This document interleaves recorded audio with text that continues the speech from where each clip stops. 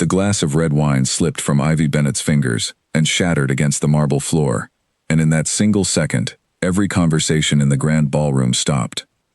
200 of the wealthiest people in the city turned to look at her.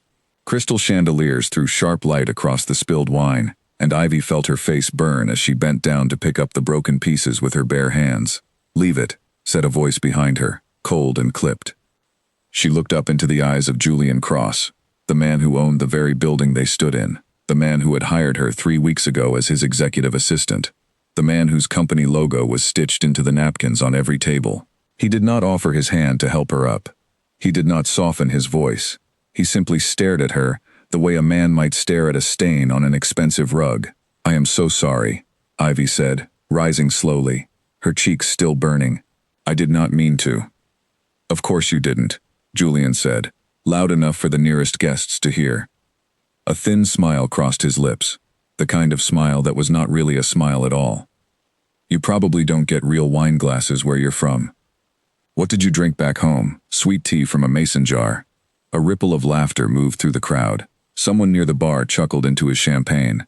A woman in a long silver gown covered her mouth with a manicured hand, her eyes sparkling with amusement rather than sympathy.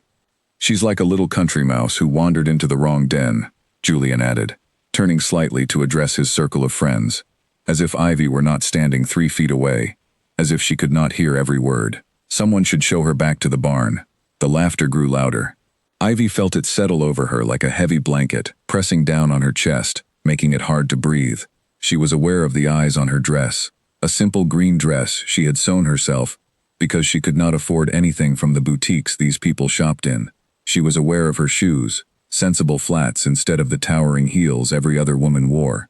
She was aware, most of all, of the small farming town she had left behind 6 months ago, a town called Millbrook, where the biggest event of the year was the county fair, not a gala, with ice sculptures shaped like swans. For one terrible moment, she thought about running. She thought about walking straight out of the ballroom, down the elevator, and never coming back. Her hands were shaking. Her throat felt tight. But then she remembered why she had come to this city in the first place. She remembered her mother's voice on the phone the night before she left, saying, "You are stronger than you know, Ivy. Don't you dare let anyone make you feel small." So Ivy Bennett did not run.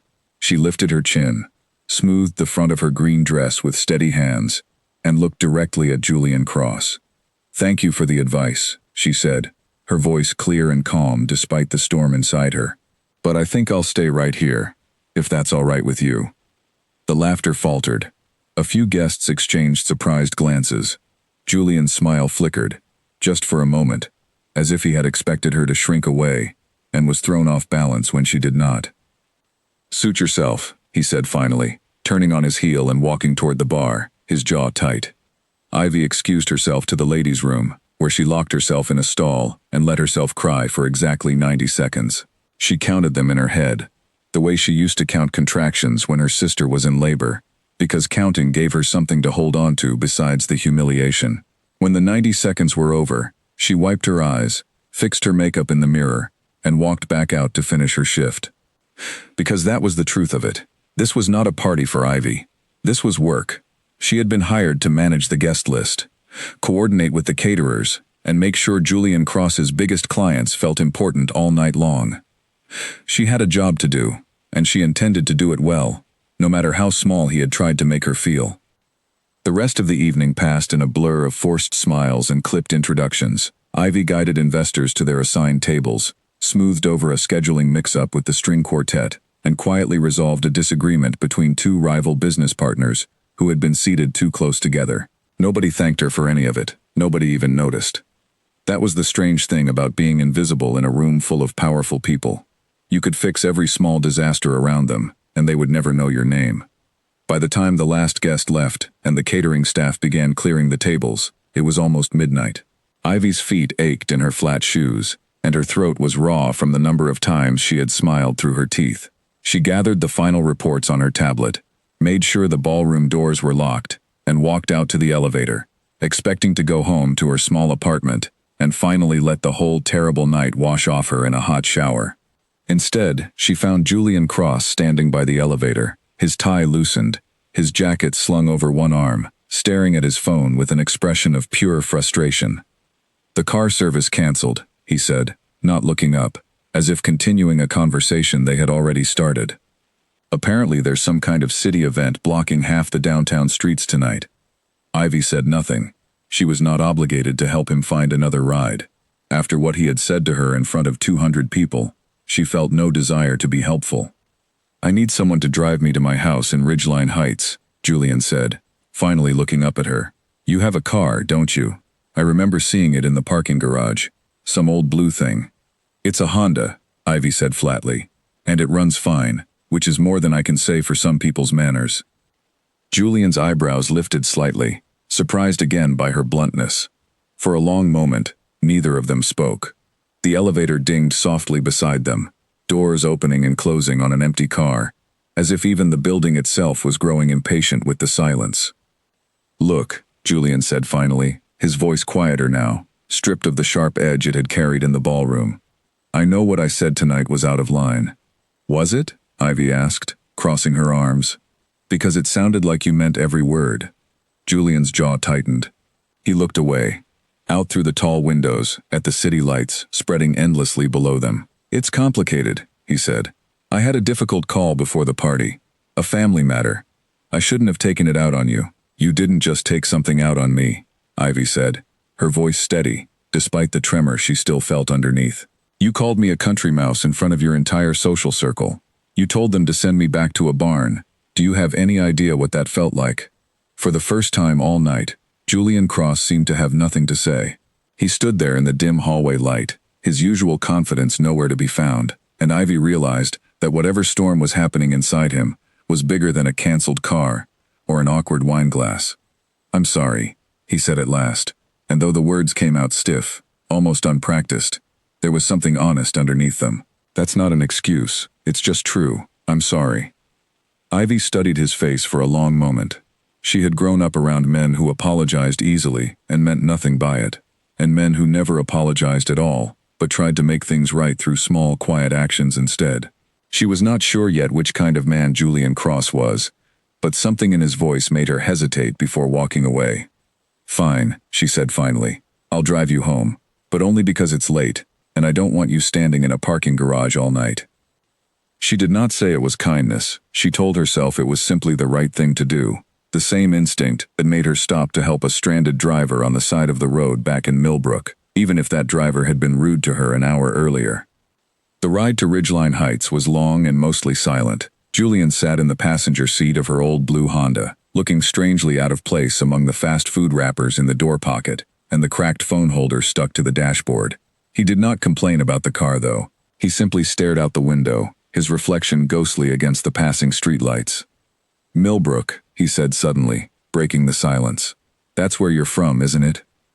"How do you know that?" Ivy asked, glancing at him briefly, before returning her eyes to the road. "It's on your employment file," Julian said. "I read it before I hired you. Small town, about 4 hours north of here. Your family runs a dairy farm." "They do," Ivy said carefully, unsure where this conversation was heading. "My father's been running it for almost 30 years. My mother helps with the accounts. My brother handles the equipment. And you left all that to come work in the city," Julian said, more to himself than to her. "Why?" Ivy considered the question for a moment. The honest answer felt too personal to share with a man who had humiliated her only hours before. But something about the darkness of the car, the late hour, and his unusually quiet tone made her answer anyway. "Because I wanted to prove I could do something bigger," she said. "Because I love my family. But I didn't want to spend my whole life only knowing one small piece of the world. I wanted to see what I was capable of outside of Millbrook." Julian was quiet for a long moment. "That's braver than most people I know," he said finally. "Most people in my circle were born into everything they have. They never had to prove anything to anyone." "Is that why you called me a country mouse?" Ivy asked, unable to stop the question from slipping out. "Because I didn't come from money, so I must not belong?" Julian did not answer right away. When he finally spoke, his voice was low. "I said it because I was angry, and you were an easy target. That's not a good reason, it's just the truth." They pulled up outside a tall, modern house with glass walls and a driveway longer than Ivy's entire street back home. Julian sat for a moment without moving, his hand resting on the door handle. "Thank you for the ride," he said finally. "You're welcome," Ivy replied, keeping her eyes fixed on the steering wheel. He hesitated, then added, almost reluctantly, "You handled the seating arrangement with the Hargrove account tonight, I noticed. Most people would have let those two men sit at war with each other all evening." Ivy blinked in surprise. She had not expected him to notice anything she did that night, let alone comment on it. "It seemed like the right thing to do," she said simply. "It was," Julian said. "Good night, Miss Bennett." He stepped out of the car and walked toward his enormous glass house without looking back, leaving Ivy sitting in the driveway, staring after him with a strange, unsettled feeling in her chest. She did not know what to make of Julian Cross. One moment he was cruel enough to humiliate her in front of a room full of strangers, and the next, he was quietly acknowledging her work, in a way no one else at that party had bothered to do. As she drove home through the empty city streets, Ivy replayed the entire evening in her mind, from the shattered wine glass to the strange, quiet apology in the elevator hallway. She thought about her mother's voice on the phone, telling her not to let anyone make her feel small. She thought about the way her hands had shaken as she picked up the broken glass, and the way her voice had somehow stayed steady when she told Julian Cross she intended to stay exactly where she was. Whatever Julian Cross truly thought of her, whatever cruel words had come out of his mouth in front of his glittering friends, Ivy decided one thing with absolute certainty as she pulled into her small apartment building's parking lot. She was not going anywhere. She had come to this city to prove she belonged, and a rude, arrogant man in an expensive suit was not going to change her mind. Tomorrow, she would walk back into that office, with her head held high, ready to do her job better than anyone expected. Whatever Julian Cross thought of a country mouse, he was about to learn that this particular mouse had claws. She locked her car, climbed the 2 flights of stairs to her apartment, and closed the door behind her, unaware that halfway across the city, in a glass house on a hill, Julian Cross was standing at his window, staring out at the lights of the city, thinking about a woman with steady hands and an unshaken voice, wondering why he could not stop thinking about the way she had looked at him when she said she would stay. The email arrived at 7 in the morning, before Ivy had even finished her first cup of coffee, and her stomach dropped the moment she saw Julian Cross's name in the sender line. "Come to my office as soon as you arrive. We need to discuss last night." Ivy read the message 3 times, searching for any hint of what it might mean. Was she being fired? Had someone complained about her? Had Julian decided overnight that hiring a woman from a small dairy town had been a mistake after all? She set down her coffee mug with a shaking hand and got dressed faster than she had in weeks. The Cross Enterprises building rose 40 stories above the financial district, all glass and steel, gleaming in the early morning sun.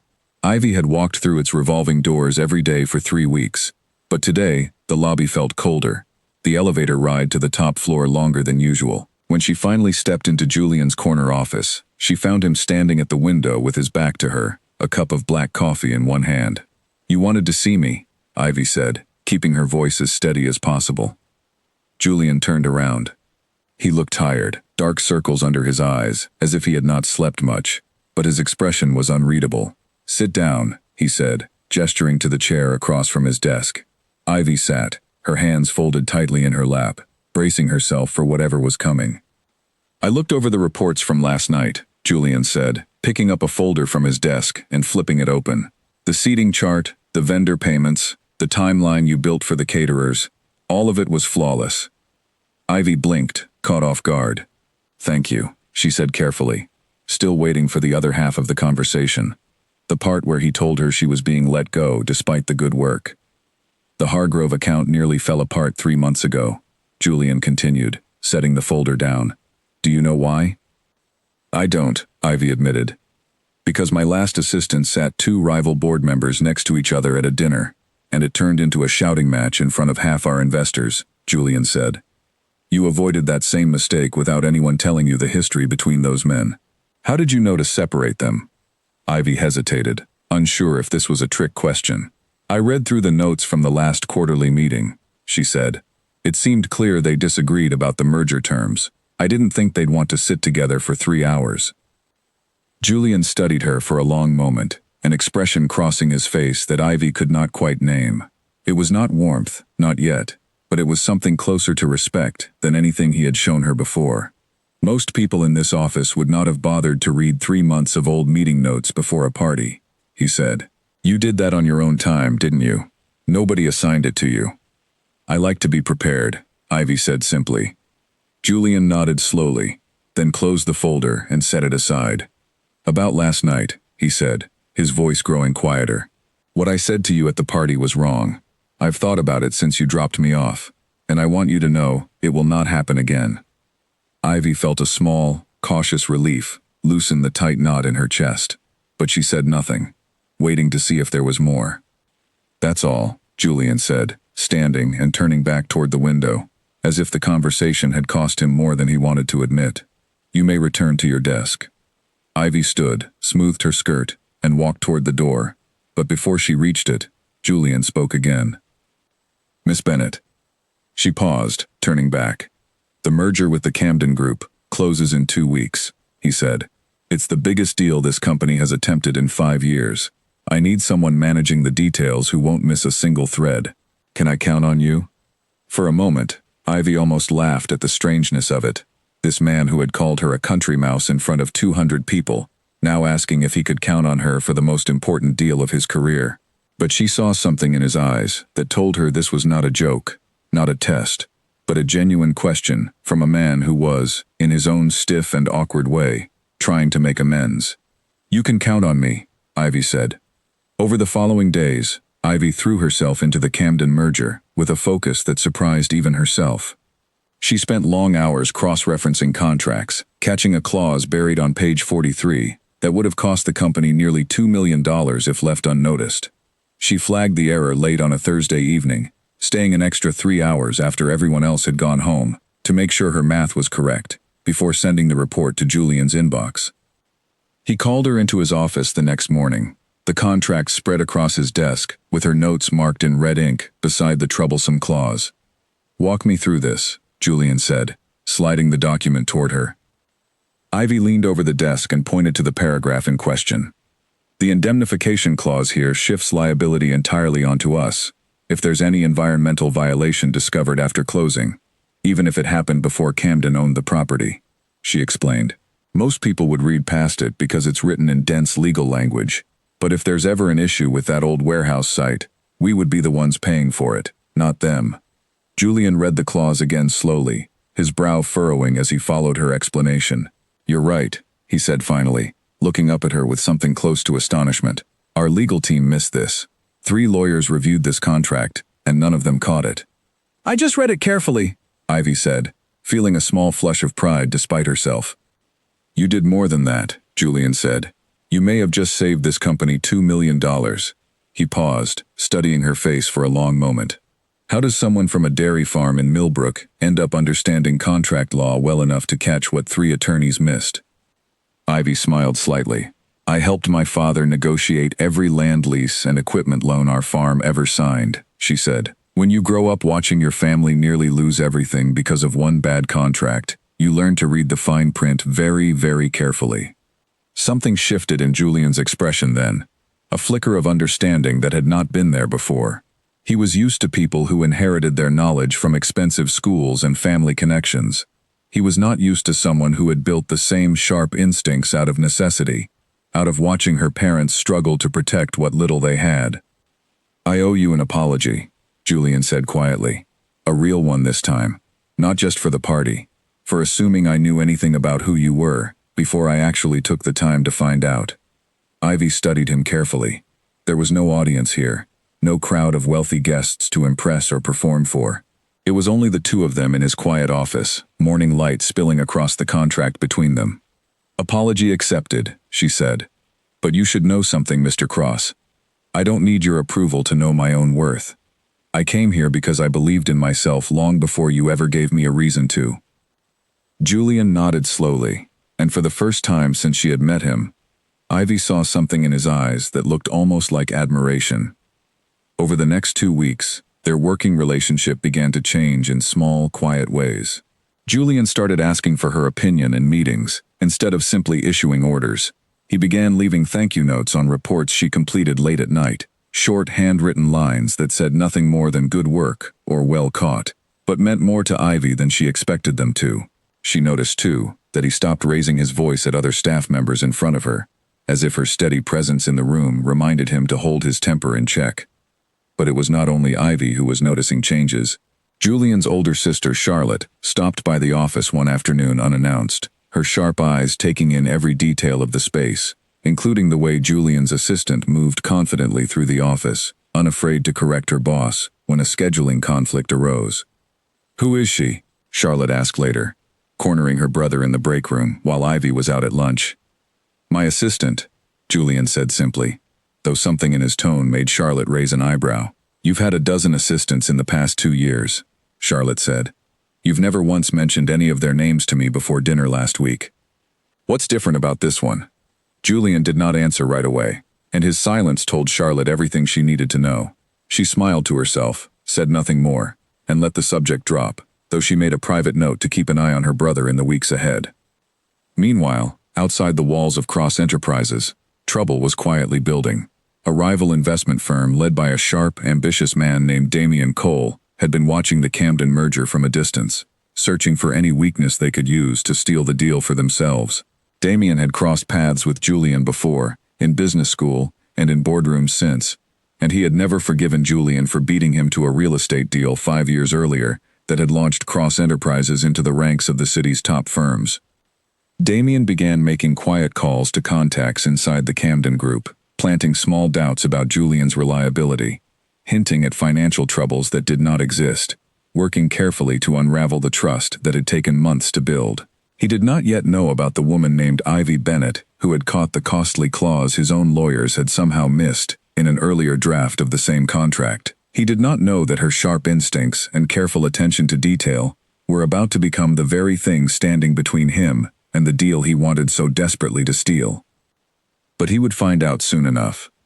That evening, as Ivy packed up her desk to head home, Julian appeared beside her, his jacket already on, his expression unusually thoughtful. "There's a storm coming with this merger," he said quietly. "I can feel it. Camden's lawyers have been asking strange questions this week, questions that don't match anything we sent them." "What kind of questions?" Ivy asked, pausing with her bag half-packed. "Questions about our cash flow.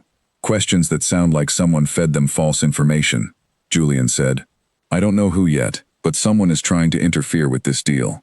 Ivy felt a small chill run through her, though she kept her voice calm. "Then we should go through every document again tonight," she said. "If someone is planting doubts, we need to know exactly where the holes are before they use them against us." Julian looked at her for a long moment, something unspoken passing between them, gratitude, mixed with a growing respect he had not expected to feel for the woman he had once dismissed as nothing more than a country mouse. "Thank you," he said quietly. "I don't know what I would do without you handling this." Ivy smiled faintly, setting her bag back down and pulling her chair closer to the desk. "Then let's make sure you never have to find out," she said, and together they got to work, unaware that the real storm was only just beginning to gather on the horizon. The phone rang at 11 at night, and Julian's hand trembled as he picked it up, because a call at that hour from his mother's number never meant good news. "Julian," his mother said, her voice tight with fear. "It's your father. He collapsed at the house. The ambulance is on its way." Julian was out the door within minutes, his shirt still half-buttoned, his keys shaking in his hand as he tried to start his car. By the time he arrived at the hospital, his father was already being wheeled into emergency care, and the waiting room felt like the loneliest place in the world, all bright lights and quiet murmurs, and the terrible sound of his own heartbeat pounding in his ears. He did not call anyone that night. He sat alone in a plastic chair until dawn, staring at the closed doors of the emergency ward, replaying every conversation he had ever had with his father, wondering if there had been enough of them, wondering if he had spent too many years chasing deals and mergers instead of simply being present with the people who mattered. By the time he returned to the office 2 days later, his father stable, but still recovering from what the doctors called a serious cardiac event, Julian looked like a different man. His usual sharp composure had cracked at the edges. Dark shadows sat beneath his eyes. He snapped at a junior associate over a minor scheduling error, then sat in stony silence through an entire meeting, without contributing a single idea.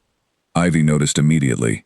She had grown up watching her own father work through exhaustion and worry, hiding pain behind a mask of quiet stoicism, and she recognized the same pattern in Julian now. She said nothing about it directly, not wanting to intrude on something so private, but she began making small adjustments around him, without asking permission. She rescheduled his afternoon meetings to give him more breathing room. She brought him a simple sandwich from the deli downstairs when she noticed he had skipped lunch for the third day in a row. She quietly took over 3 phone calls that would normally have required his attention, handling each one competently enough that he never even had to know they had happened. On the 4th day, Julian finally noticed the plate on his desk, a turkey sandwich cut neatly in half, set beside a bottle of water and a folded napkin. "Did you do this?" he asked, when Ivy stepped into his office to drop off a report. "You hadn't eaten anything since breakfast," Ivy said simply, not looking up from the papers in her hands. "It's just a sandwich." "You didn't have to do that," Julian said, his voice quieter than usual. "I know," Ivy said. "I wanted to."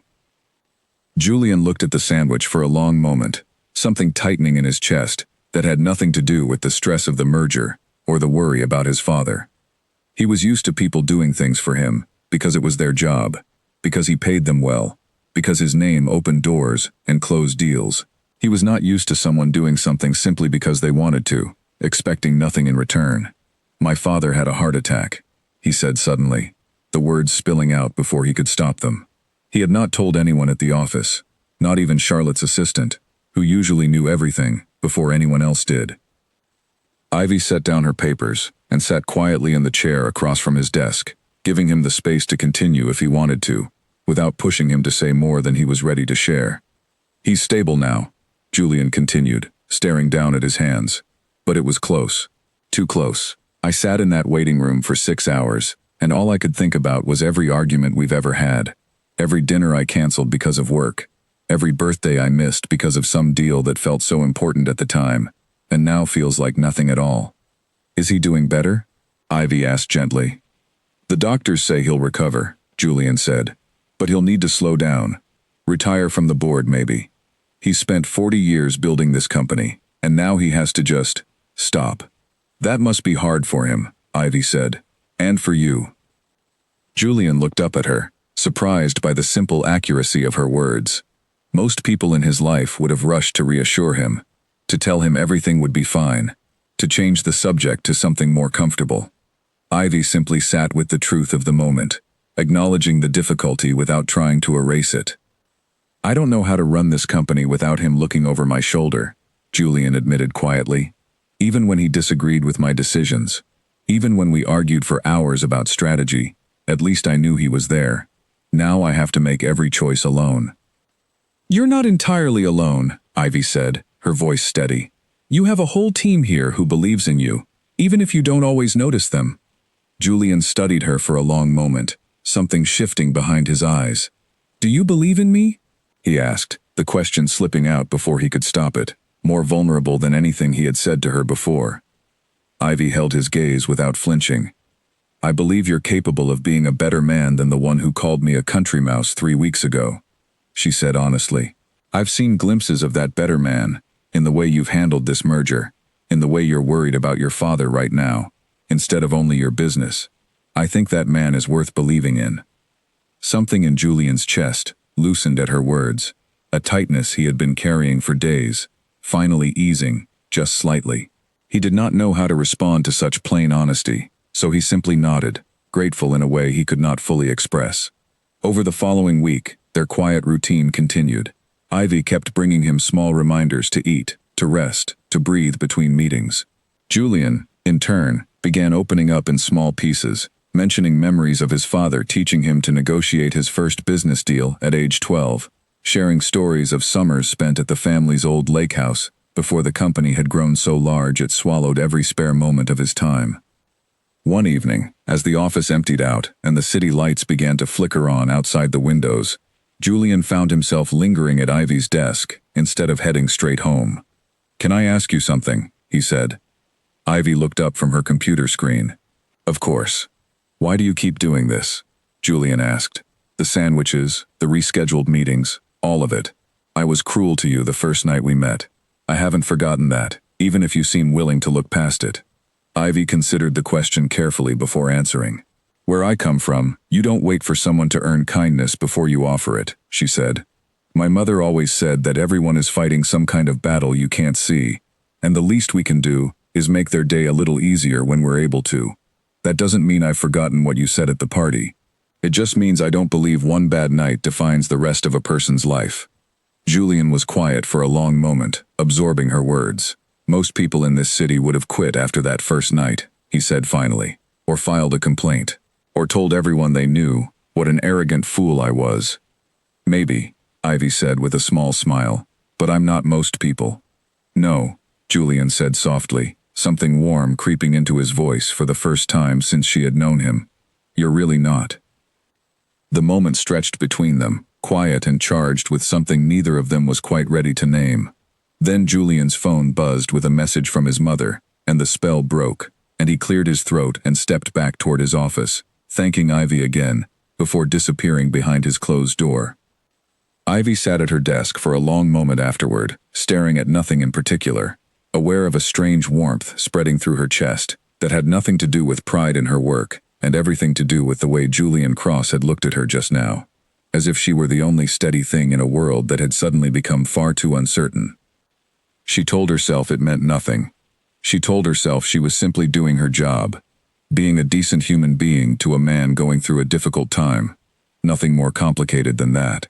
But as she gathered her things and walked toward the elevator that evening, she could not quite shake the memory of his voice, quiet and genuine, saying she was not like most people.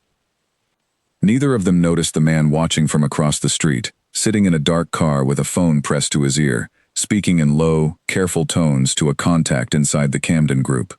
Damian Cole had been patient so far, waiting for the right moment to strike, but patience, he had learned long ago, always paid off in the end.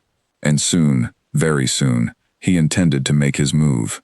The email landed in Julian's inbox at 9 in the morning, and by the time he finished reading it, his hands were gripping the edge of his desk so tightly his knuckles had turned white. The Camden Group was pulling out of the merger. Ivy found him standing at his window, staring blankly at the city below, the printed email crumpled in his fist. What happened? She asked, closing the office door behind her. They're walking away, Julian said, his voice flat with disbelief. 2 weeks before closing, after months of negotiations, they're simply walking away. Their lawyer said they received information, suggesting our company has serious cash flow problems and hidden liabilities. Neither of which is true. Where would they get information like that? Ivy asked, though a cold suspicion was already forming in her mind. I don't know, Julian said, running a hand through his hair. But someone fed them lies, and now the biggest deal of my career is falling apart because of it. Ivy took the crumpled email from his hand and smoothed it out on the desk, reading it carefully. This mentions specific numbers, she said, pointing to a paragraph near the bottom. Numbers that don't match anything in our real financial reports. Whoever did this either guessed very badly, or they had access to fabricated documents made to look like ours. Julian sat down heavily in his chair, exhaustion and frustration warring across his face. Even if we could prove the numbers are false, Camden's board is already spooked. Rebuilding that kind of trust could take months we don't have. This deal was supposed to close in 2 weeks. Ivy studied the email again, her mind working quickly. Who benefits if this merger falls apart? She asked.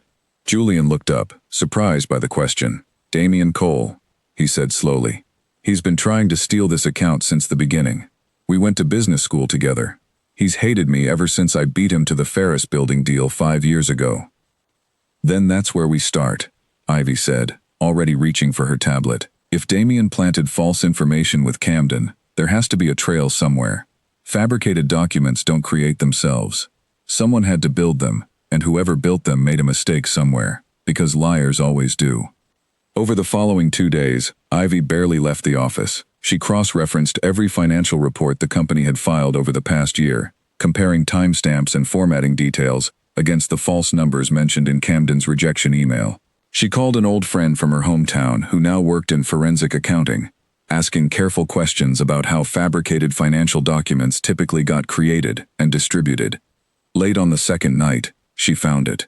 a discrepancy buried in a footnote of one falsified document that had been quietly shared with Camden's legal team, a formatting error that matched a very specific accounting software used almost exclusively by one small firm in the city, a firm that, according to public records, had done consulting work for Damian Cole's investment group the previous year.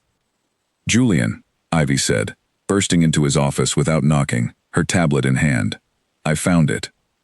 She spread the evidence across his desk, walking him through every detail: the formatting inconsistency, the software fingerprint, the connection to Damian's firm. Julian listened in silence, his expression hardening with each new piece of information she laid before him. "This is enough to prove the documents were fabricated," Ivy said. "If we present this to Camden's board, along with our real financial statements, audited by an independent firm, we can show them exactly what happened and who was behind it." Julian stared at the evidence for a long moment, then looked up at Ivy with an expression she had never seen on his face before, something between disbelief and profound gratitude. "You did all of this on your own time," he said quietly.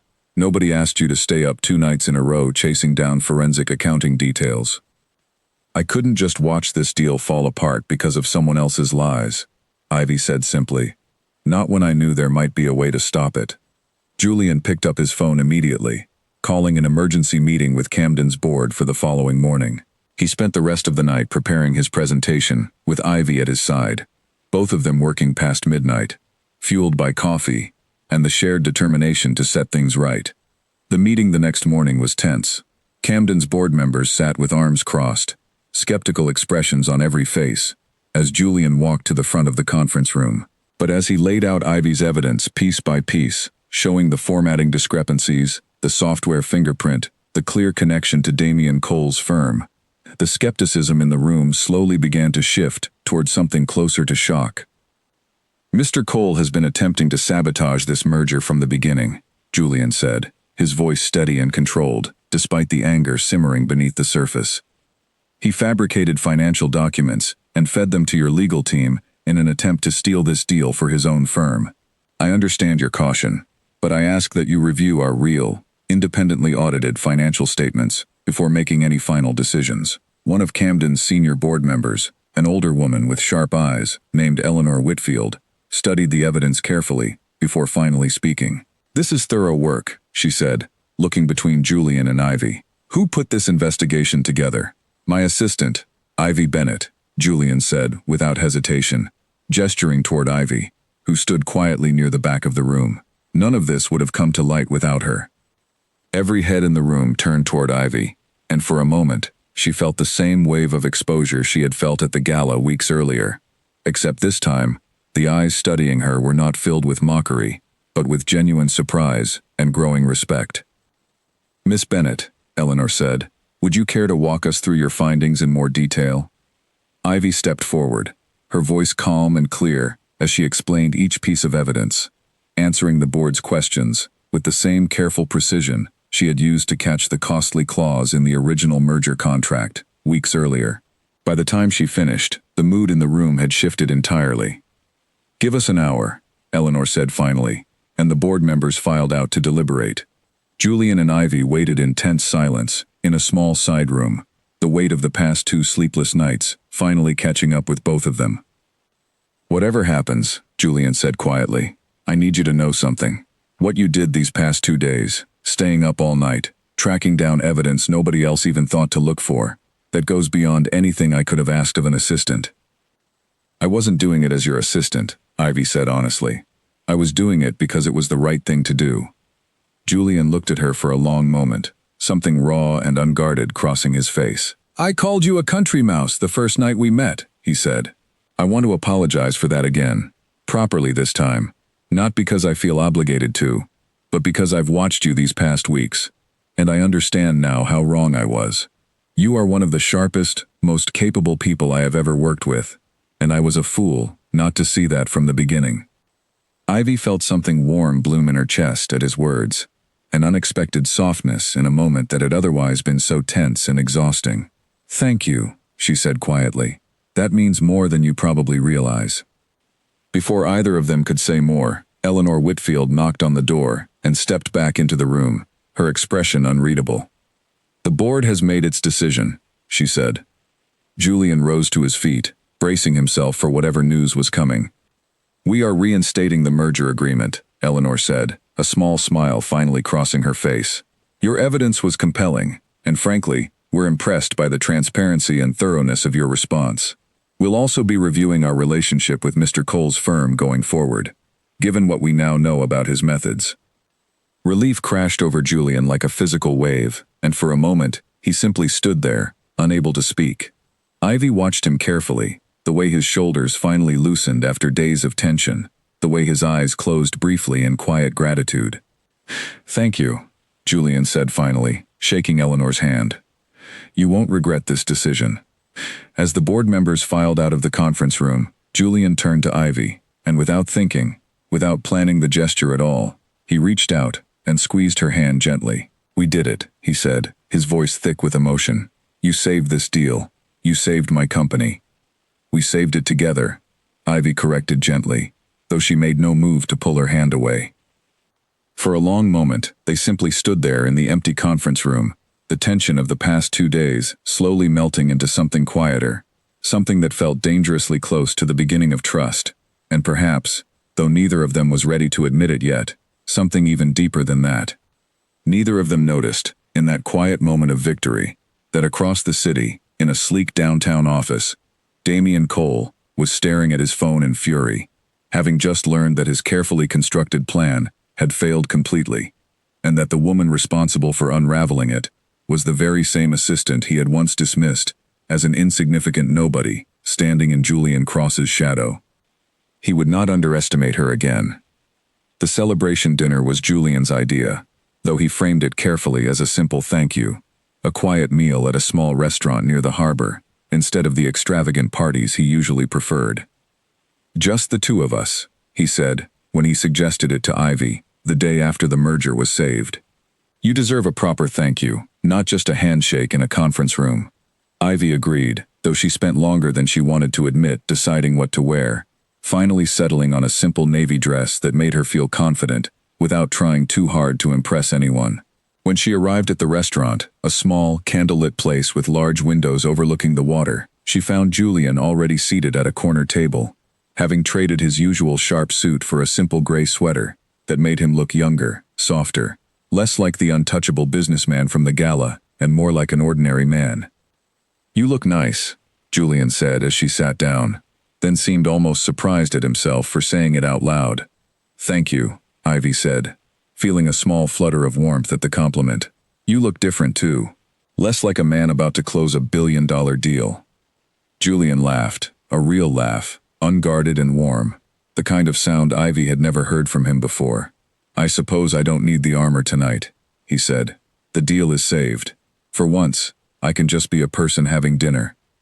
They ordered simple food, grilled fish and roasted vegetables, and for the first hour, their conversation stayed comfortably on safe topics, the strange characters in their office, funny stories from Ivy's early days, trying to navigate the city's public transportation system, Julian's terrible attempts at cooking that had once nearly set his kitchen on fire.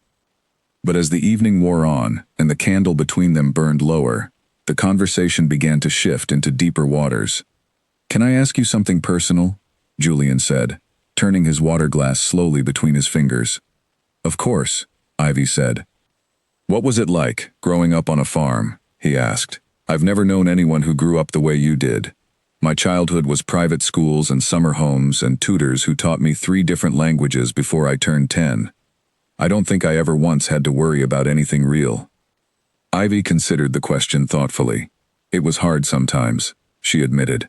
There were years when the harvest was bad, or the price of milk dropped so low we barely broke even.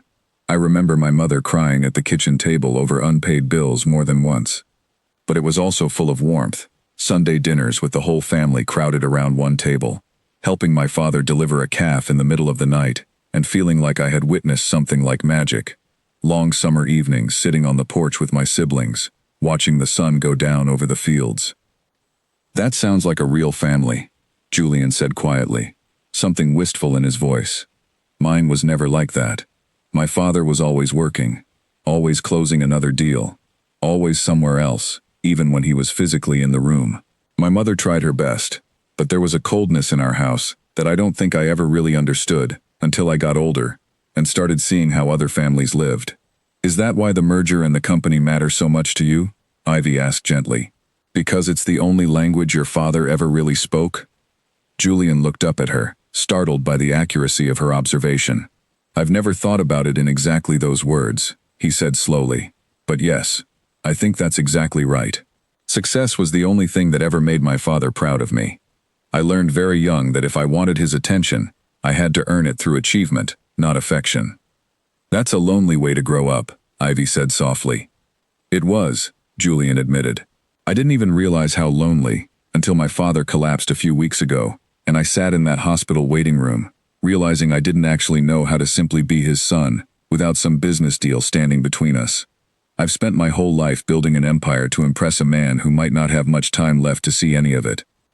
Ivy reached across the table and rested her hand gently over his, an instinctive gesture of comfort, rather than anything more calculated. It's not too late, she said. You still have time to build something different with him. Even small moments count. A phone call that isn't about work. A dinner where you just ask how he's feeling.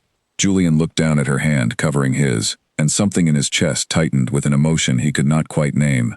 Gratitude mixed with something warmer. Something that had been slowly building in him since the night she refused to back down after his cruel words at the gala.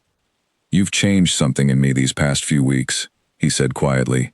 I don't fully understand it yet, but I know I'm not the same man who called you a country mouse a month ago. I don't want to be that man anymore. You never had to be that man in the first place, Ivy said. You just needed someone to remind you who you actually are, underneath all the armor. They sat in comfortable silence for a while after that, the candle flickering between them, the sound of gentle waves lapping against the harbor outside the window. Ivy finally pulled her hand back, feeling suddenly self-conscious about the intimacy of the moment. But Julian's eyes stayed fixed on her, with an expression she had never seen from him before, something open and unguarded, and full of quiet wonder. Tell me something else, he said. Why did you really leave Millbrook? I know you told me it was to prove you could do something bigger, but I want to know the real reason underneath that answer. Ivy hesitated, surprised by how easily he had seen through her earlier explanation to something deeper. My grandmother used to tell me stories about the world outside our town, she said finally. She traveled when she was young, before she met my grandfather, and settled down on the farm. She always said she had one great adventure in her before choosing a quiet life, and she encouraged me to have my own adventure before choosing whatever path I eventually wanted for myself. She passed away last year, and something about losing her made me realize I couldn't keep putting off the things I wanted to try. I didn't want to wake up one day at 70 years old wondering what might have happened if I had been brave enough to leave. I'm sorry about your grandmother, Julian said softly. Thank you, Ivy said, blinking back an unexpected wave of emotion. She would have liked you, actually. She always said the sharpest people were the ones who had been humbled at least once in their life. She would have found the whole country mouse story very funny, honestly. Julian laughed softly despite himself. I'm glad someone can find humor in my worst moment, he said, though I suppose I deserve that. You do, Ivy agreed, smiling. But I think you've more than made up for it since then. As the evening drew to a close, Julian walked Ivy out to her car, the cool night air carrying the scent of salt water from the harbor. They stood beside her old blue Honda for a long moment, neither of them quite ready to say goodnight. Thank you for tonight, Julian said. I haven't talked about my father, or my childhood, or any of it, with anyone, in a very long time. Thank you for trusting me with it, Ivy said. Julian studied her face in the dim streetlight, something shifting behind his eyes, a decision forming that he was not yet ready to voice out loud. Instead, he simply reached out and gently squeezed her shoulder, a small, careful gesture that carried far more weight than words might have. Good night, Ivy, he said, using her first name for the first time since she had known him. Good night, Julian, she replied, and the sound of his first name on her lips seemed to settle something between them, a quiet shift from employer and employee into something new, something neither of them had a name for yet, but something that felt undeniably real. Driving home that night, Ivy found herself smiling without quite meaning to, replaying the evening in her mind, The way Julian's guarded expression had softened as he spoke about his father, the warmth in his laugh when she teased him about his cooking, the gentle weight of his hand over hers across the table. She told herself to be careful. She told herself that walls built over a lifetime did not disappear after one honest dinner, that a man like Julian Cross came with complications she could not yet fully understand. But as she pulled into her apartment parking lot and turned off the engine, she could not deny the warmth still lingering in her chest, nor the quiet hope that whatever was beginning between them might, against all odds, turn out to be something worth holding on to. The click of expensive heels against marble announced her arrival before anyone said a word, and Julian's entire body tensed the moment he recognized the sound. Celine Marchetti swept into the Cross Enterprises lobby like she still owned the place, her sunglasses perched on top of perfectly styled hair, a designer bag hanging from one manicured hand. She had not set foot in this building in over a year, not since she and Julian had ended their engagement in a storm of accusations and cold silences, but she moved through the space now, as though no time had passed at all. "Julian," she said, her voice carrying across the open office floor, drawing the attention of nearly every employee within earshot. "I heard about the Camden merger. Congratulations. I always knew you'd find a way to save it." Julian stepped out of his office slowly, his jaw tight. "Celine, what are you doing here? Can't an old friend stop by to celebrate good news?" she asked, smiling in a way that did not quite reach her eyes. "Besides, my father's firm is interested in a partnership opportunity now that Camden is finally settled. I thought it best to discuss it in person." Ivy watched the exchange from her desk, feeling an immediate, instinctive wariness toward the elegant woman now standing in the middle of the office, though she could not yet articulate why. She did not have to wait long to understand. Celine's eyes swept across the room and landed on Ivy with the precision of someone identifying a target. "And who is this?" she asked, her tone light, but her gaze sharp. "This is Ivy Bennett," Julian said, "my assistant. She's the one who saved the Camden deal, actually." "How resourceful," Celine said, her smile widening in a way that made Ivy's stomach tighten with unease. "I love a good rags to riches story. Tell me, dear, where are you from originally? That accent is charming. Somewhere rural, I'm guessing?" "Millbrook," Ivy said evenly, refusing to let the woman's condescension rattle her. "Ah, of course," Celine said, exchanging a knowing glance with one of Julian's colleagues nearby. Julian used to have the funniest nicknames for people like that. "Didn't you once call someone a little country mouse at a party, darling?" I remember laughing so hard. The office fell uncomfortably silent. Ivy felt her cheeks flush, the old humiliation from the gala rising up again, sharper this time because it was being wielded deliberately, weaponized by a woman who clearly saw Ivy as a threat worth eliminating. But before Ivy could respond, Julian's voice cut through the tension, cold and unmistakably firm. "That's enough, Celine," he said. "I said something cruel and thoughtless at that party, and I've spent the past month regretting it and correcting the mistake. Ivy Bennett is the sharpest, most capable person on my team. She single-handedly caught a fraud scheme that nearly destroyed the Camden merger, and I won't stand here and let you mock her for where she comes from." The entire office seemed to hold its breath. Celine's smile faltered, surprise flickering across her carefully composed features. She had clearly expected Julian to laugh along, to fall back into old, familiar patterns of shared condescension, and his sharp defense of Ivy caught her entirely off guard. "I was only joking," Celine said, her voice tightening. "It wasn't funny," Julian said flatly. "Now, if you're here to discuss business, we can schedule a proper meeting through my assistant. If you're here for anything else, I think you should leave." Celine's eyes narrowed, and for a moment, something calculating flickered across her face. "Interesting," she said quietly, almost to herself. "Very interesting indeed." She gathered her bag, straightened her shoulders, and walked back toward the elevator, without another word, though her sharp gaze lingered on Ivy, one last time, before the doors closed. The office slowly returned to its usual hum of activity, but Ivy remained frozen at her desk, her heart pounding, both from the humiliation of the moment and the shock of Julian's fierce defense. Julian approached her desk a few minutes later, his expression apologetic. "I'm sorry about that," he said quietly. "Celine and I ended things badly. She has a talent for finding people's weak points and pressing on them when she feels threatened." "Why would she feel threatened by me?" Ivy asked, though some part of her already suspected the answer. Julian hesitated, choosing his words carefully. Because she can see what I'm only beginning to admit to myself, he said finally. Ivy's breath caught slightly at his words, though she tried to keep her expression neutral. And what is that? She asked. That you matter to me, Julian said quietly. More than I expected, more than is probably wise, given that you work for me, and I have absolutely no idea how to navigate something like this without making a mess of it. Ivy felt a rush of warmth spread through her chest, though caution held her back from responding too quickly. Julian, she said carefully, a month ago, you were humiliating me in front of a room full of strangers. Now you're telling me I matter to you. I need to understand what's real here, and what's simply the aftermath of a stressful few weeks. That's fair, Julian said, nodding. I don't expect you to trust this overnight.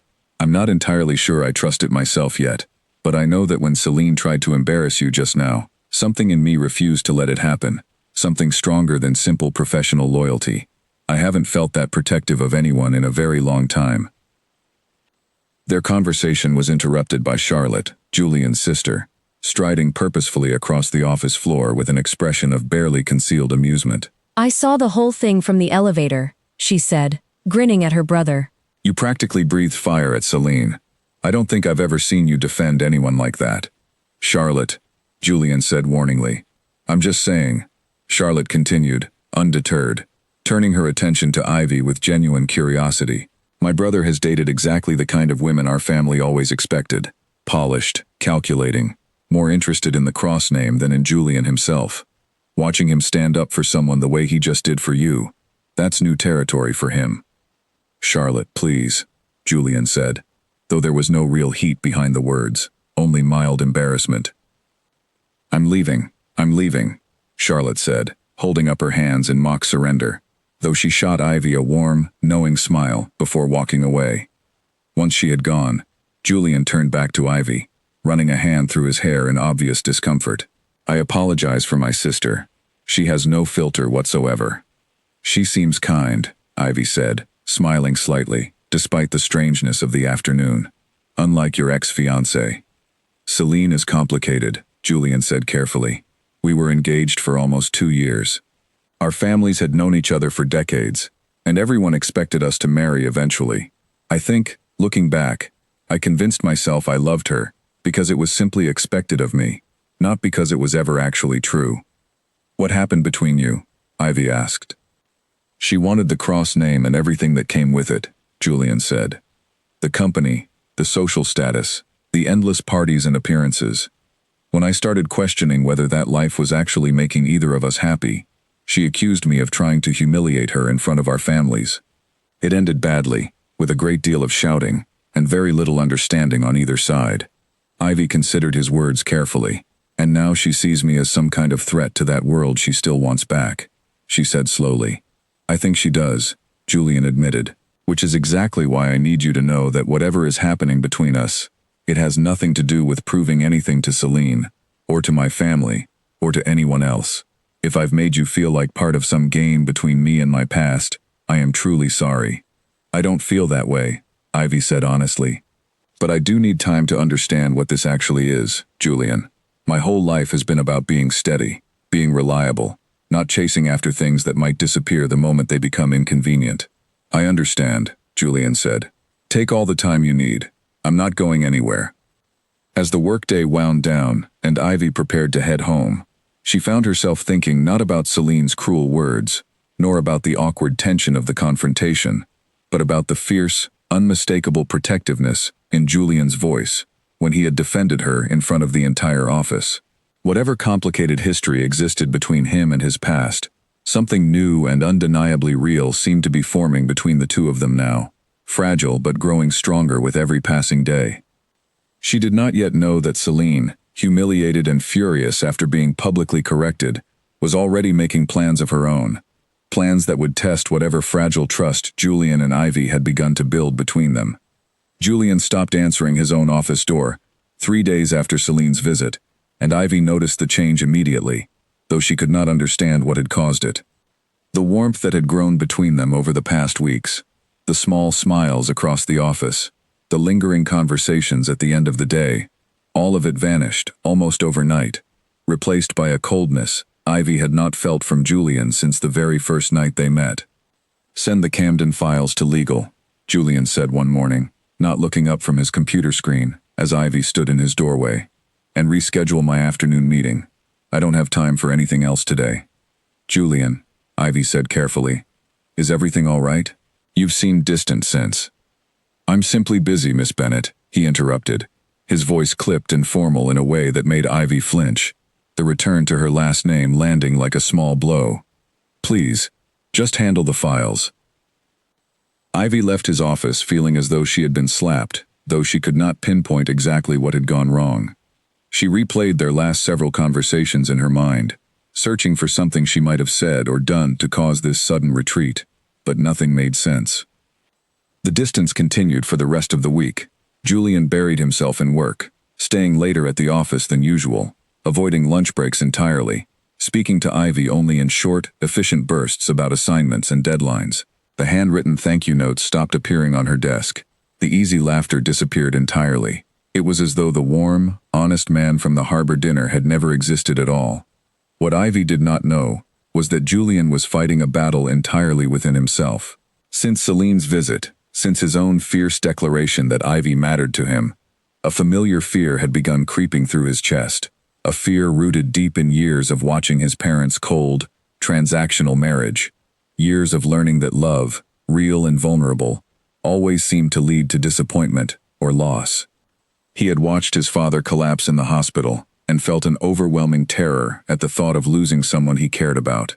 He had watched Celine's calculating cruelty and remembered why he had built walls around his heart in the first place. And now, faced with genuine feelings for Ivy Bennett, feelings stronger and more real than anything he had felt for Celine in 2 years of engagement, Julian found himself retreating into the only defense mechanism he had ever truly known: distance. Late one evening, alone in his office, Julian stared at an old photograph of his parents from decades earlier, taken before the company had grown so large it consumed every ounce of warmth in their household. His mother's smile in the photograph looked genuine, hopeful, nothing like the tired, resigned expression she wore now, after years of loneliness, disguised as a successful marriage. "I don't know how to do this without ruining it," Julian thought, staring at the photograph. "I don't know how to let someone matter this much without eventually losing them, or hurting them, or becoming exactly the kind of man my father became." So he pulled away, telling himself it was for the best, telling himself that protecting Ivy from his own inevitable failures was somehow an act of kindness rather than cowardice. Ivy, meanwhile, grew increasingly hurt and confused by the sudden shift. She was not someone who chased after affection that had clearly been withdrawn, and after nearly 2 weeks of Julian's cold formality, she began to wonder if she had misread the entire situation, if the warmth she thought she had witnessed had simply been a temporary reaction to stress and gratitude, rather than anything genuine. One evening, as she sat alone in her small apartment scrolling through old photographs of Millbrook on her phone, her mother called. "You sound tired," her mother said gently. "Is everything all right at work?" "I don't know, Mom," Ivy admitted, surprising herself with the honesty. "I thought something was building between me and my boss, something real, and then it just disappeared, like it never happened at all." "Men like that sometimes get scared, sweetheart," her mother said wisely, "especially men who've never learned how to trust something good when they finally have it. That doesn't mean it isn't real, it just means he's frightened." "Maybe," Ivy said quietly, "but I can't keep waiting around for someone to figure out his own feelings, while I get pushed further and further away in the meantime." "No, you can't," her mother agreed, "so don't. Take care of yourself first, Ivy. If he comes around, he comes around. But don't lose yourself waiting for someone else's courage." Ivy took her mother's words to heart. The following week, she received an unexpected phone call from an old college friend who now managed a growing agricultural business back near Millbrook, offering her a position as operations director, a role that would allow her to use everything she had learned in the city, while returning closer to her family and the community she still loved deeply. The offer felt like a lifeline in the midst of her confusion, a reminder that she had built a life and a set of skills entirely her own, independent of whatever complicated feelings existed between herself and Julian Cross. She told her friend she would consider it seriously, and for the first time in weeks, she felt a small measure of clarity return to her chest. she decided to submit her resignation the following Monday.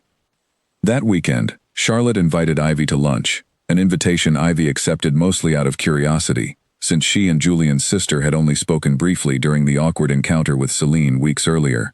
"You look troubled," Charlotte observed over their meal at a small cafe near the harbor. "I'm considering leaving Cross Enterprises," Ivy admitted, deciding there was little point in hiding the truth. "I've been offered a position back near my hometown. Something feels off here lately, and maybe it's time for a change." Charlotte set down her fork, studying Ivy carefully. "This is about Julian, isn't it?" Ivy hesitated, then nodded slowly. "Something was building between us. And then he just shut down completely. I don't understand what changed." Charlotte sighed, leaning back in her chair. "Our father was the same way," she said. "Cold and distant whenever something mattered too much to him. I watched my mother spend 30 years trying to break through that wall, and honestly, I'm not sure she ever fully succeeded. Julian swore he'd never become like our father. But old patterns run deep, especially when someone gets scared." "That doesn't make it easier to accept," Ivy said honestly. "No," Charlotte agreed. "It doesn't. But I've known my brother his entire life, and I've never once seen him defend someone the way he defended you against Celine. I've never seen him bring anyone up in casual conversation, the way he's mentioned you to me more than once over the past month. Whatever is happening inside him right now, fear, or confusion, or old family wounds resurfacing, I don't believe for 1 second that his feelings for you were ever fake." "Maybe not," Ivy said quietly. "But feelings that stay hidden behind cold silence don't do anyone any good, Charlotte. I deserve someone who's brave enough to be honest with me, even when it's difficult." Charlotte nodded slowly, respect evident in her expression. "You're right," she said, "and for what it's worth, I hope my brother figures that out before it's too late."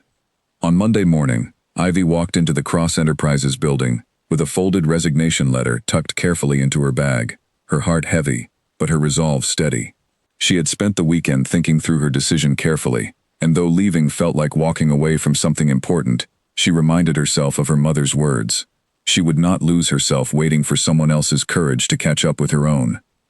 She knocked on Julian's office door precisely at 9 in the morning, the letter clutched tightly in her hand, unaware that Julian himself had spent the entire weekend coming to a very different, very difficult realization of his own, one that would arrive far too late unless he acted immediately.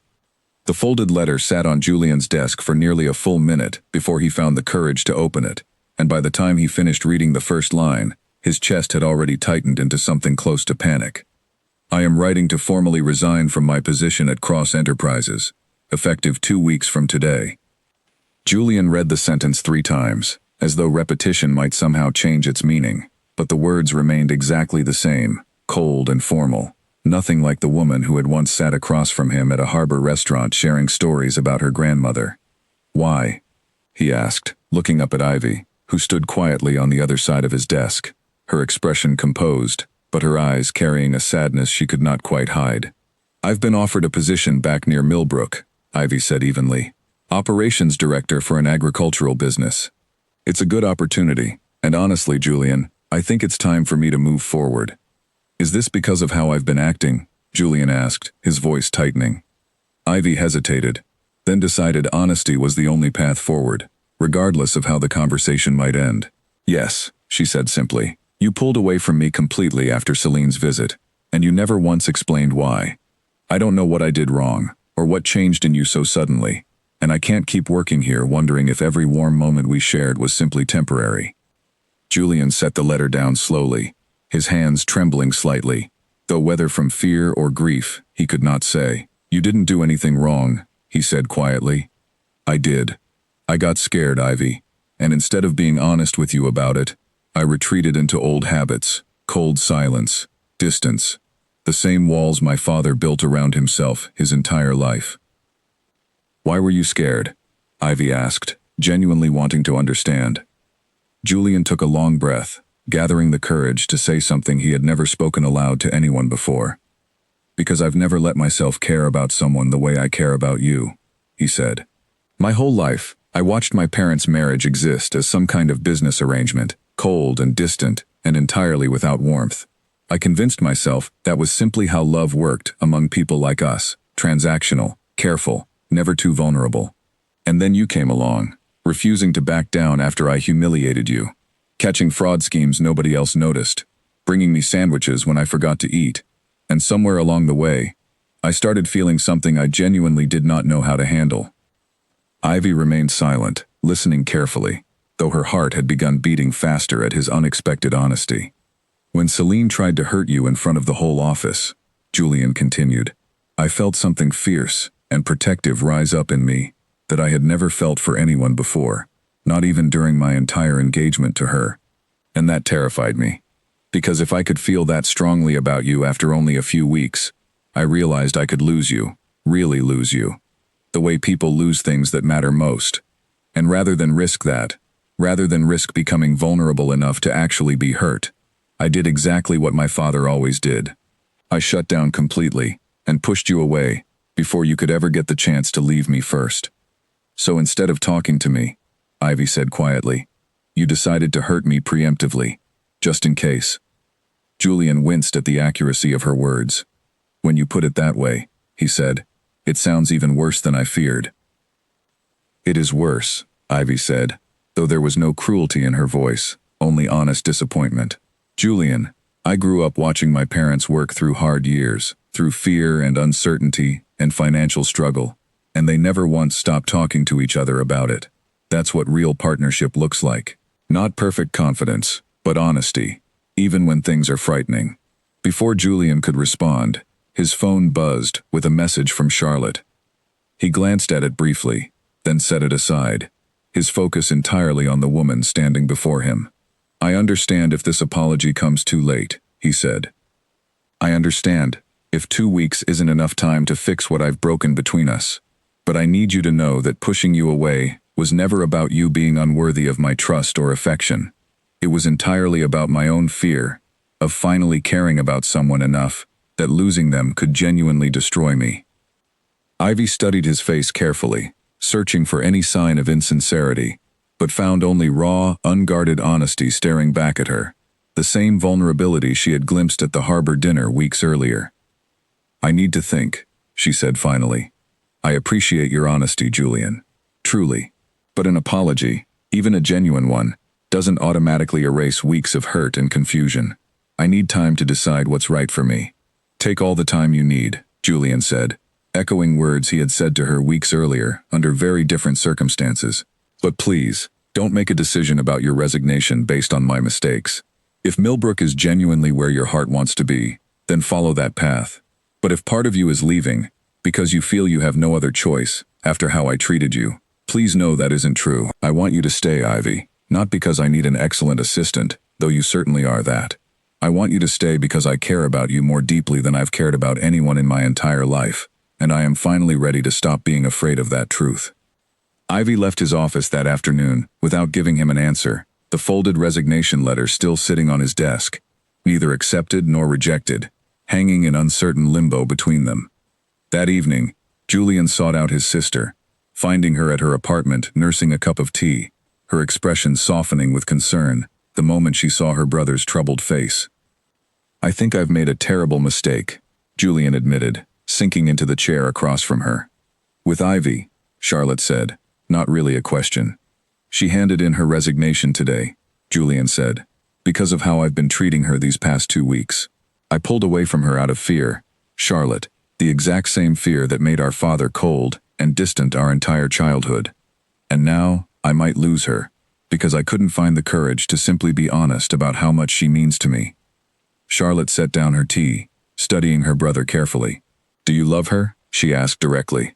Julian was quiet for a long moment, considering the question with the same seriousness he might give to a critical business decision, except this decision felt infinitely more important than any merger or contract negotiation he had ever navigated. Yes, he said finally, the words settling something unsteady in his chest. I love her, Charlotte. Completely and without reservation. In a way I never once felt with Celine. In a way I didn't even know I was capable of feeling. Then you need to prove that to her, Charlotte said firmly.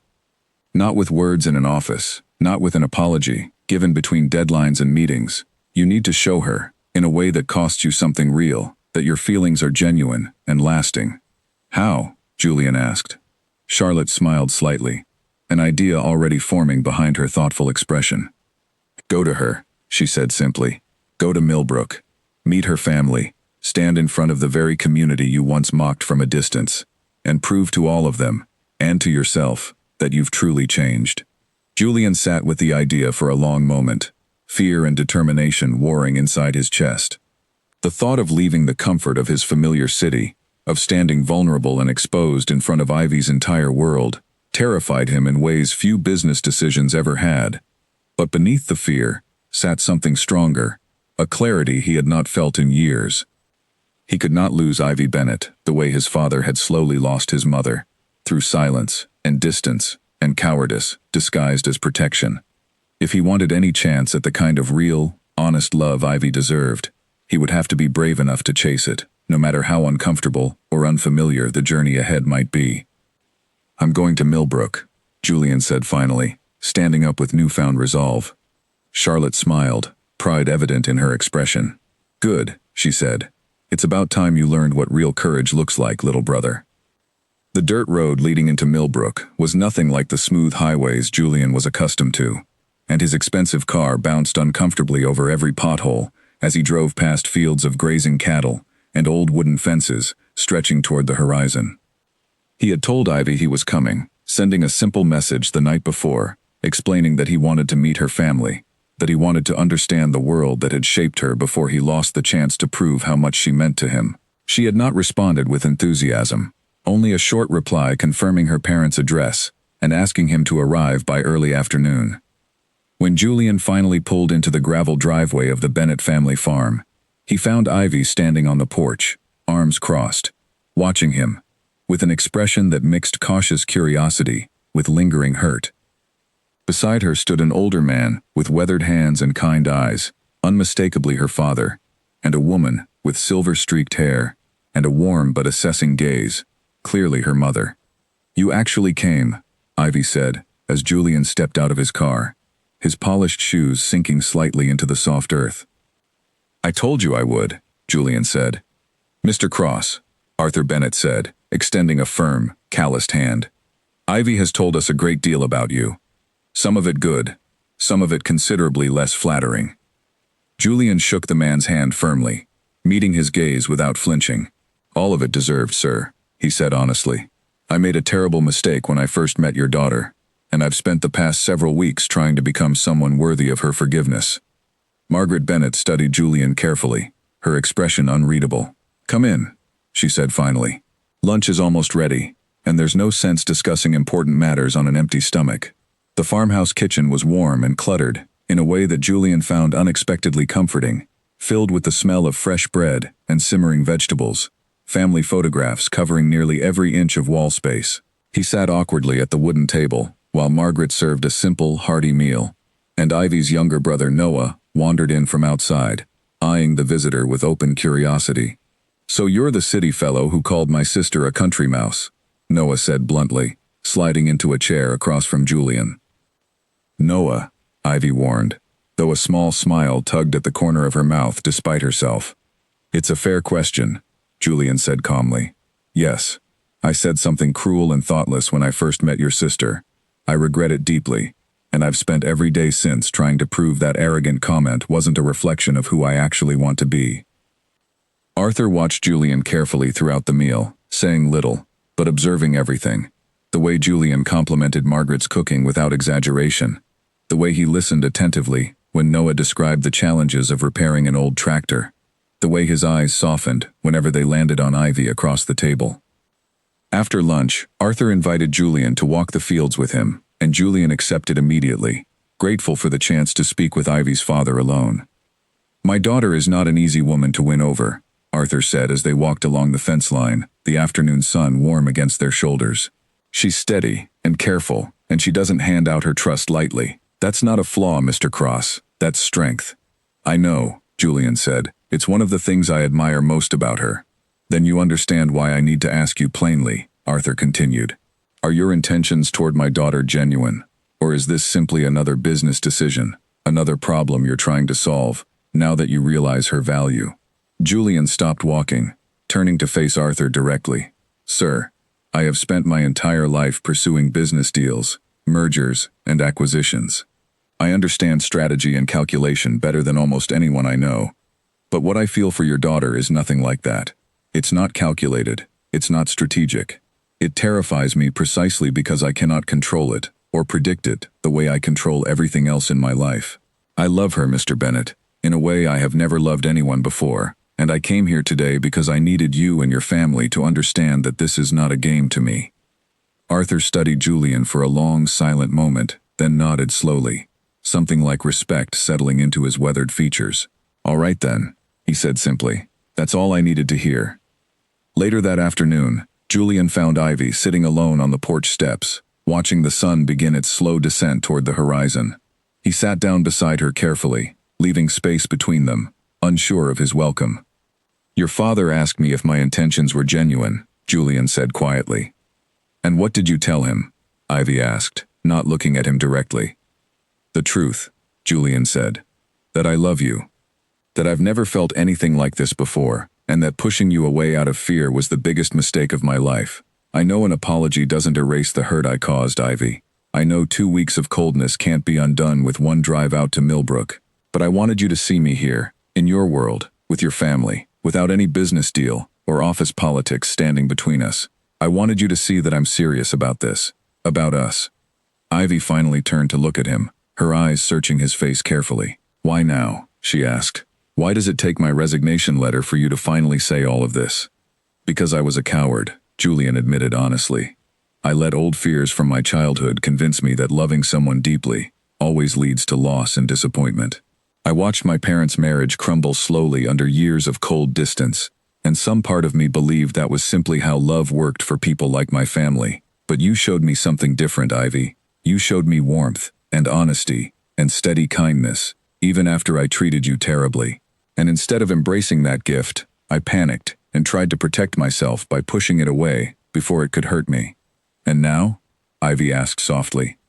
Now I understand that protecting myself from you was never actually protection at all, Julian said. It was simply loneliness, disguised as safety. I would rather risk being hurt by loving you honestly than spend the rest of my life safe and empty without you. The sun continued its slow descent, painting the sky in soft shades of orange and pink over the quiet fields, and for a long moment, neither of them spoke, the weight of his words settling gently between them. I was going to accept that job in Millbrook, Ivy said finally. Part of me still wonders if that would be the simpler choice. It might be, Julian admitted, but I'm not asking you to make things simple, Ivy. I'm asking you to give me the chance to prove that what we have is worth the complicated, difficult work of building something real together. I don't expect you to forgive me instantly. I don't expect you to trust me completely again overnight. I only ask for the chance to earn it back, slowly, honestly, for as long as it takes. Ivy studied him for a long moment, searching for any trace of the arrogant man who had humiliated her at the gala months ago, but finding instead someone humbled, someone genuinely transformed by the weeks they had spent together, someone brave enough to drive 4 hours into unfamiliar territory and stand vulnerable in front of her entire family. Okay, she said softly. Okay, Julian repeated, hardly daring to hope. Okay, Ivy said again, a small smile finally breaking through her guarded expression. I'll give you the chance to prove it. But Julian, if you ever shut me out again, the way you did these past 2 weeks, I won't wait around a second time. I deserve honesty, even when it's difficult. You'll have it, Julian promised, always. As the last light of evening faded over the quiet fields of Millbrook, Julian reached out and gently took Ivy's hand, and this time, neither of them pulled away. 6 months later, the very same ballroom that had once witnessed Ivy's public humiliation now glittered with warm light for an entirely different occasion, and this time, she walked through its doors with her head held high and her hand resting comfortably in Julian's. The Cross Enterprises annual gala had become something of a tradition in the city's business circles, and this year, Julian had insisted on one important change to the guest list. Arthur and Margaret Bennett stood near the center of the room in their finest clothes, slightly out of place among the designer gowns and tailored suits, yet entirely unbothered by the difference, laughing warmly with Charlotte, as though they had known each other for years. Ivy had grown considerably since that first terrible night. She now managed an entire division of Cross Enterprises, focused on ethical business partnerships and community investment, a role Julian had created, specifically because he recognized her sharp instincts and genuine values were exactly what his company needed to grow into something better than mere profit and prestige. As the evening progressed, Julian tapped his glass gently, drawing the attention of the crowded room. Ivy watched him with curiosity, unaware of what he intended to say. "Many of you were here 6 months ago," Julian began, his voice carrying clearly across the silent ballroom, "on a night when I said something cruel and thoughtless to a remarkable woman standing right there." He gestured toward Ivy, who felt her cheeks warm slightly under the sudden attention. "I called her a country mouse, as though where someone comes from determines their worth.